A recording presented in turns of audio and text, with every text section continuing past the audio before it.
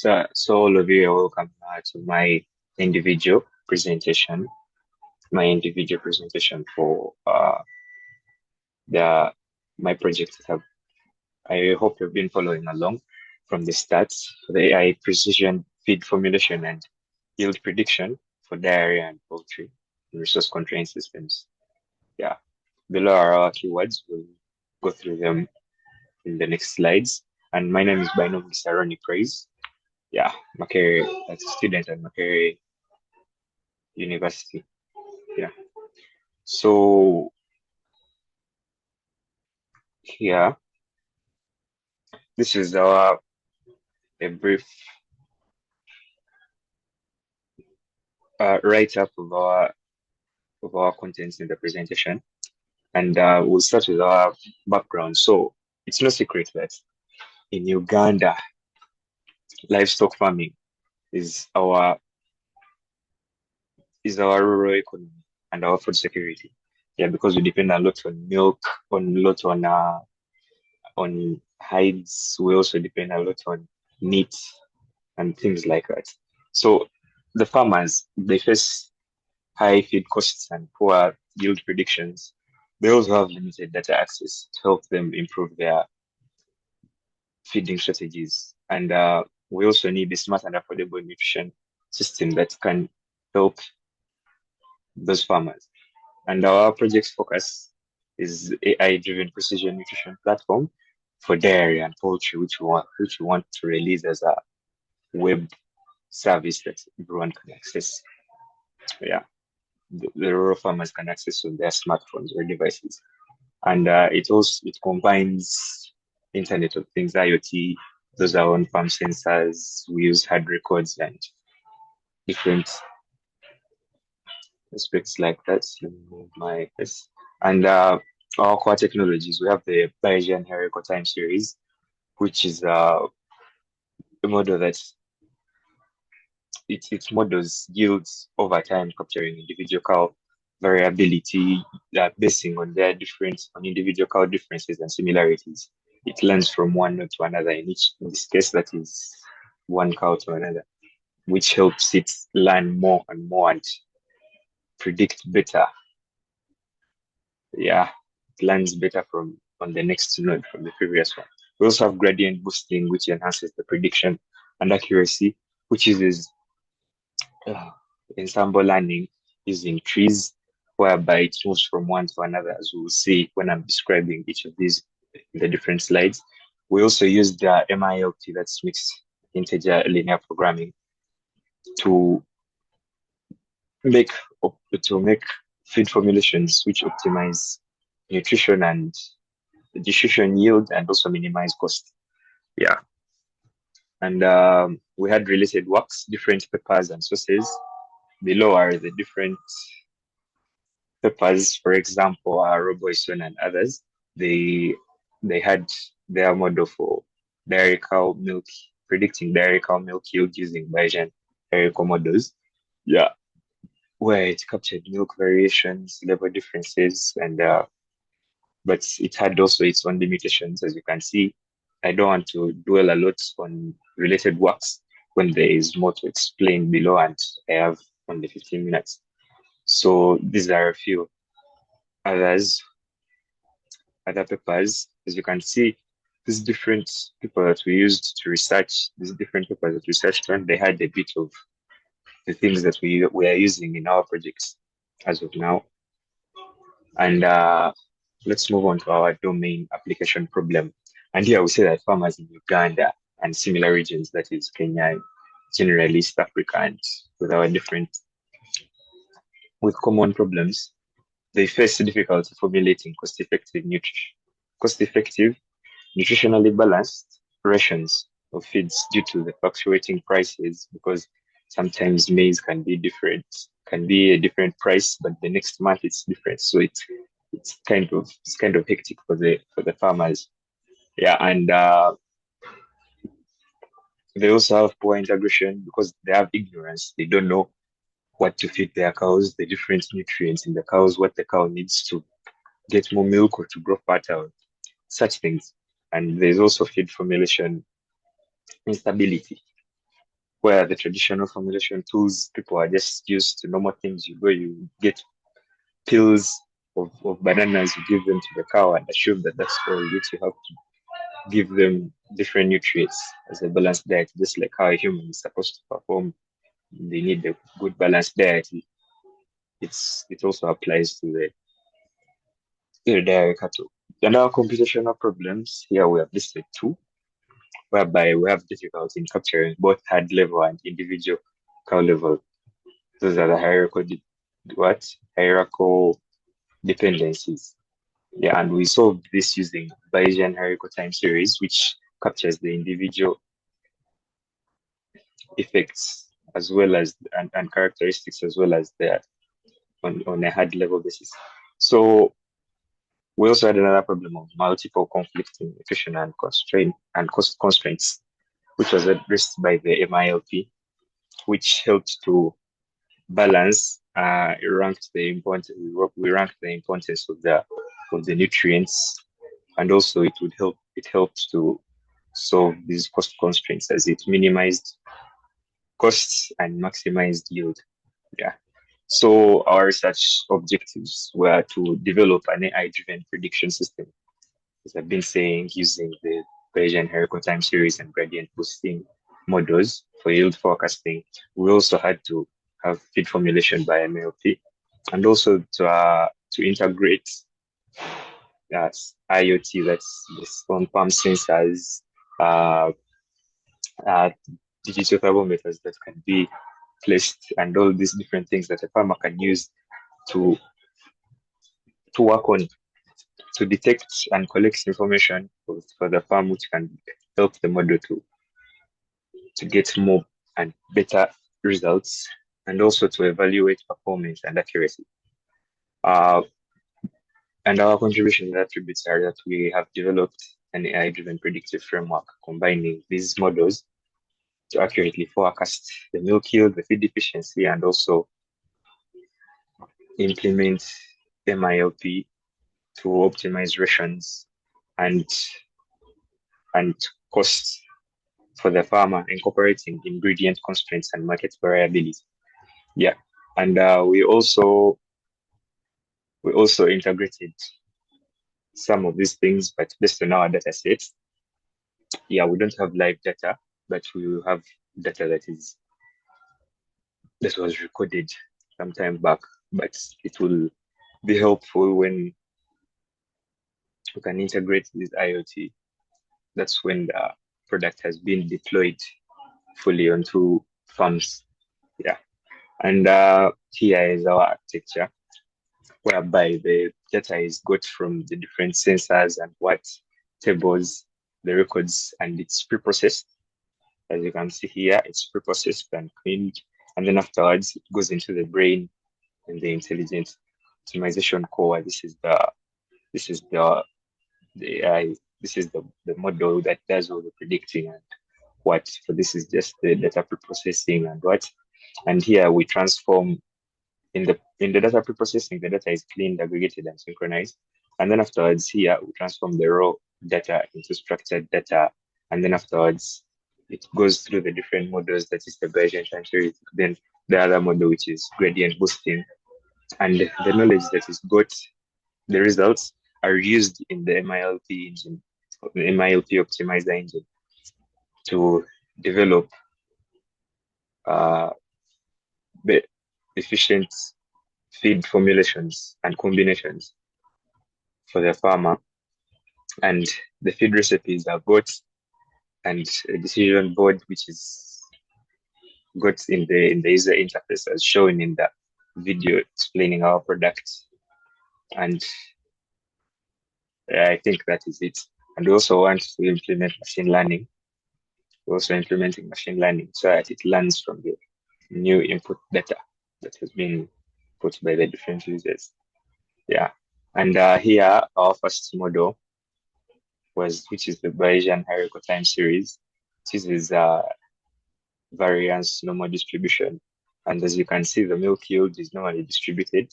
The variance is here. The mean, and the variance is here. But let me first explain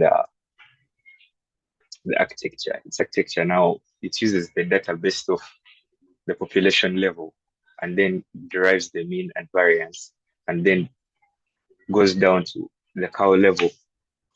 It looks at every single record, every single tap, or I should say, differently. And it's bases off the intercepts. It bases off the specific intercepts. Those are the individual differences. Yeah. And then afterwards observes the milk yield and the days in milk and bases off this to predict the basing off these differences to see what is to predict the outcomes that can be got when different constraints are also met in different conditions. Yeah, and then we have gradient boosting regression, which is an ensemble of weak learners with decision trees where each tree learns from the residues and errors of the previous one. Yeah, and there is the initial prediction. Yeah, this is the architecture. There is the initial prediction, and then afterwards it uses that to compute the residues. Those are the errors. That means it's the true value and subtracts the initial prediction, and then afterwards it goes the first, it trains the first decision tree, which is based off the residuals and errors, and the second tree bases off the residuals of the other error and so on and so forth until a final decision is made. Yeah.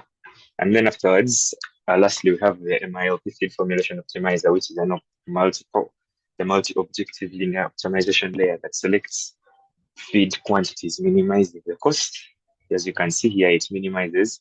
This is the cost per kilogram times, this is the product of cost per kilogram times the quantity. So it minimizes this basing off the nutrient matrix that should be lesser than, it means should be greater than or equal to the nutritional requirement vector. Yeah. And also here you can see the raw information and requirements. They are entered in the ingredients per kilogram, which we set. Right now they are not dynamic, but they are the specific costs basing on the market value of Uganda. And then afterwards, there is preprocessing and constraint setup where the data is prepared and validated. And then afterwards, there is decision making where it chooses, it assembles, it forms different formulations and chooses the best depending on this criteria and formula until there are results which are portrayed and given to the user. And here, our data sets, because of lack of of the different things that we needed, like prices in Uganda and different whatever's, we integrated records from different IoT sensors and websites like Narrow and Ubos. Because we wanted feed information, we also needed cow information with the temperature and such and such. And we came up with a data set that comprises of about 1,000 entries with 13 features. There are feed components, cow physiological attributes, and environmental productivity and indicators. And in our EDA, we had correlation analysis, which showed a positive correlation between NEL and milk yield. That means the higher the NEL, the higher the milk yield, which the correlation was approximate to approximately 0.84, and the negative correlation between temperature and the milk yield. That means the higher the temperature, it affected the cows that's showing heat stress effects. And also we had distribution plots that showed the nutrients follow near normal distribution. The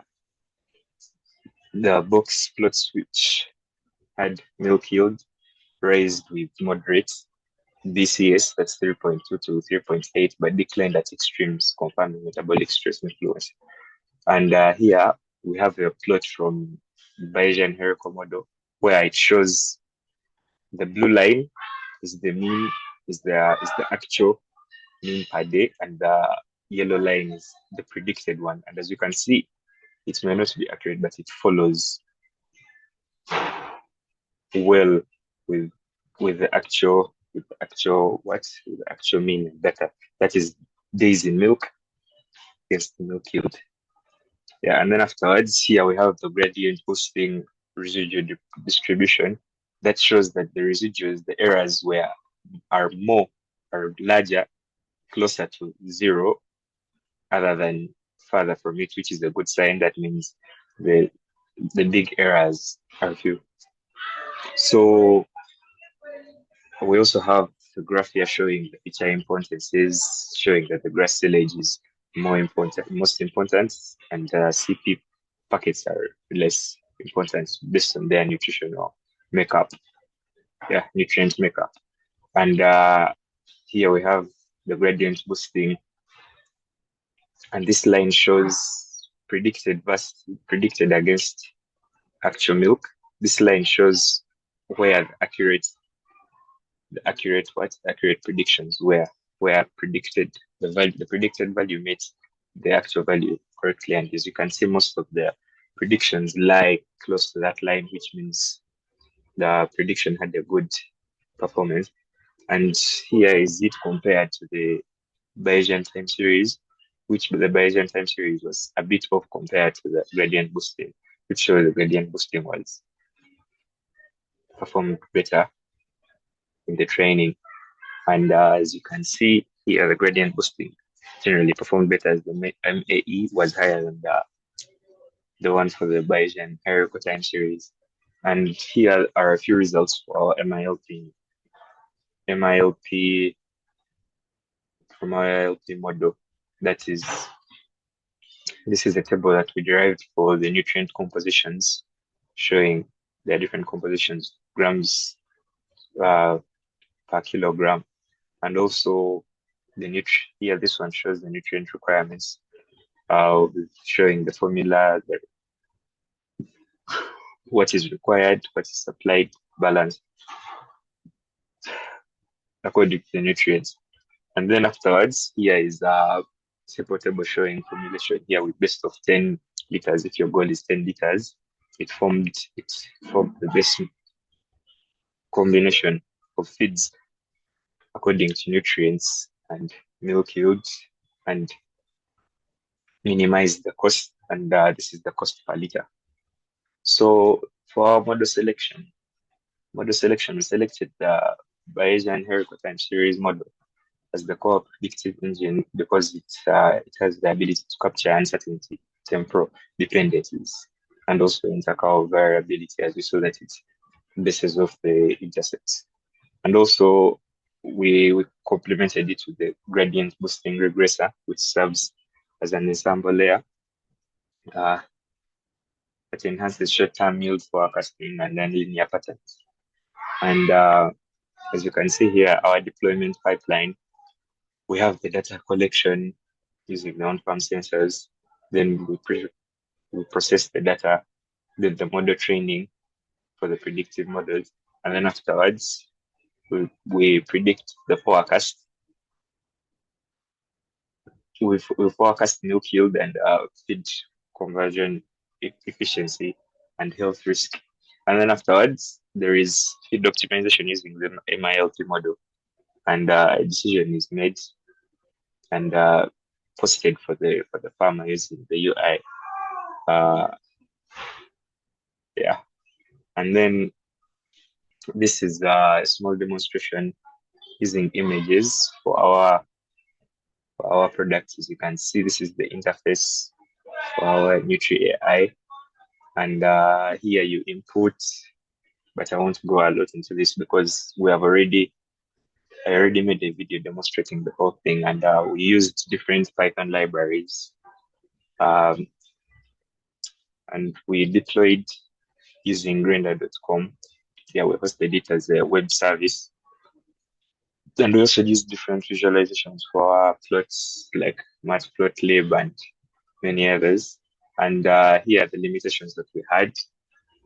The first limitation was limited real-time IoT data. As I mentioned, that it wasn't available because they have not made a lot of research about this in Uganda. They have not made a lot of research about, so they haven't collected enough information to be of use. But we can deploy low-cost offline data loggers in the farms to integrate with the mobile-based periodic uploads. to help the models learn better. And also we also have a problem of model complexity, where for hierarchical Bayesian time series, it was computationally intensive. Here we can utilize cloud-based GPUs and variational interface for faster sampling. Yeah, and also some constraints lead to invisible regressions, which intro- which we can solve it using soft constraints and penalty terms, because you can set a very high yield for a very low cost, and it can fail to get to optimize for you the the feeds, the feed formulation according to what you require, according to what you have put. In conclusion, we developed a robust AI-driven system combining all these models, ensuring nutritionally balanced and cost-efficient rations under the real-world constraints. Because we have to be realistic, you can't just come and put that you want 40 liters from feeds of 15,000. So the farmers also need to be realistic, as the AI does not magically help you, but it just aids you to better your farming. And our future direction is scaling the dataset with live IoTs, and also reinforcement learning, and also expanding. And here are a few references for our research and developments and work in our project. And would also like to acknowledge the Makerere University, our lecturer and supervisor, Dr. Galiwang Marvin, and all the mentioned researches and different sources that we use to acquire information. Yeah, I think that is all. Thank you for listening. Until next time.